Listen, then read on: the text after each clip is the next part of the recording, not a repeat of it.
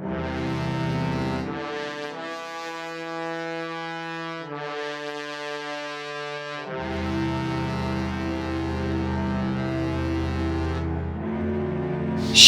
of Theseus by Jeremiah Strickland. Excerpt. Encounter at the Temple of Divine Geometry. Blinding neon lights swirled around Espie and Scott, passing beyond them at nauseating speed, a vortex of color, throwing off red, orange, yellow, green, blue, indigo, then violet firework displays, with tracers stretching infinitely. Their sinuses clogged. The sound was a hunting knife on a beer bottle, and they tasted copper and rosemary in their mouths. The wormhole opened up into a library. Bookshelves reached up 12 feet to the ceiling. Antique furniture and lamps with green stained glass shades filled the corners. Long tables with seated cultists lined the room's center, some of them reading while others worked equations. They had entered the windowless room at the only part of the wall that wasn't filled with a bookshelf. Instead, there was a floor-to-ceiling oval mirror with an ornate gold frame. Their reflection stared back at them. Espie got woozy. "I need to sit down," she told her hand-holding cultist. She helped her to a chair beside a mathematician. Espie coughed into her elbow, noting that the library brats seemed disinterested in their arrival. Scott said, "What is this place?" "Welcome to the Temple of Divine Geometry," said an approaching woman. "I'm Gabriella, but my friends call me Factor." She was garbed in what might be described as cultist casual. Her skin was a paler blue than most Genutians, and her face was deformed by Corazimi's melting sickness. All the muscle mass on the left side of her face was missing, and the skin was stretched over that side of her skull like canvas stretched across a wooden frame. He had been warned, but Scott couldn't help wincing upon seeing her the first time. "No way," Scott shook his head. "We're a half-mile from the temple at least." Factor took hold of her robe and stretched it tight between her fists, creating a flat plane between them. "We were a half-mile away.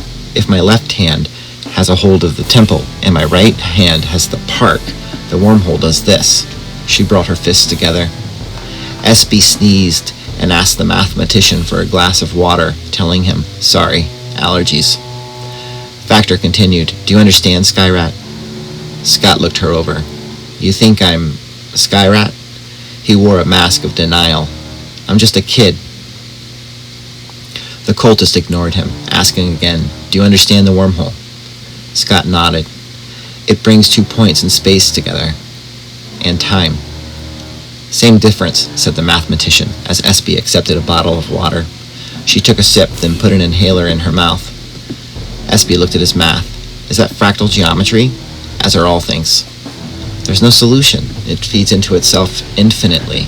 You need a computer to do that problem and graph it. You won't get anywhere with it on paper. What's the point?" "Meditation. 300 years ago, our founder discovered the grand unifying theory, the mathematical description of everything, from the universe to the individual consciousnesses of fundamental particles. This is that equation. We work the equation to ponder the deep mysteries that arise from it." "You believe a math equation is God?" "Not God, but the language she speaks," said Factor. "Follow me." Scott took Espie's hand and followed the robed woman out into a long hallway.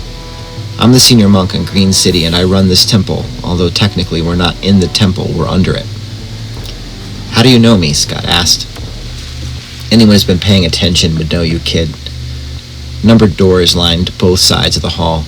The carpet was a colorful hodgepodge of geometric patterns and scribbles, looking like a cubist painting of vomit. "We're in an old hotel," thought Scott. It suddenly occurred to Espie that Scott was holding her hand. She withdrew it and put her hands in her pockets. Her face went red, and so did his.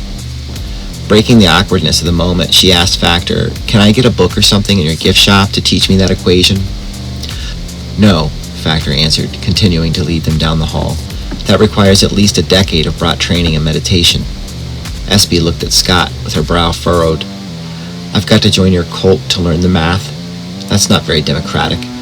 "Espie, can you imagine if Newton or Einstein kept secrets? We'd still be in the quaffing dark ages." They turned a corner, leading down another hall toward an elevator. You're right, of course, admitted Factor. She stopped for a moment to face Espie. But Newton's equations won't drive an untrained mind to madness. Einstein's best work won't spiritually unravel space-time. We are no cult. We're the guardians of sacred knowledge. Factor's disfigurement uneased Espie, and she couldn't maintain eye contact. The brat turned and continued toward the elevator. Last night, you intercepted a shipment from the Louis. Within those boxes was the key to Tony Poseidon's hive mind. Wait. Scott opened his mouth to speak, but Espie put her hand over it. Scott, you have to ask more questions, she said. She didn't trust this Factor character, or her cult, or her secret math. For example, what do you get out of this? Why help the Tonys? We are the fraternity of the formula, Factor said with pride. We are from the A, the B, and the C, all the way to the X, the Y, and the Z, child. We are all points on the grid. Well, that's quathing convenient. Espie, you didn't answer my question. Factor stopped at the elevator door and pressed the down button.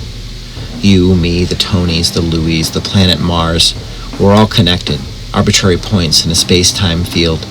Show compassion for one point, you show compassion for all. Everyone benefits. She led them into the elevator. I have something to show you.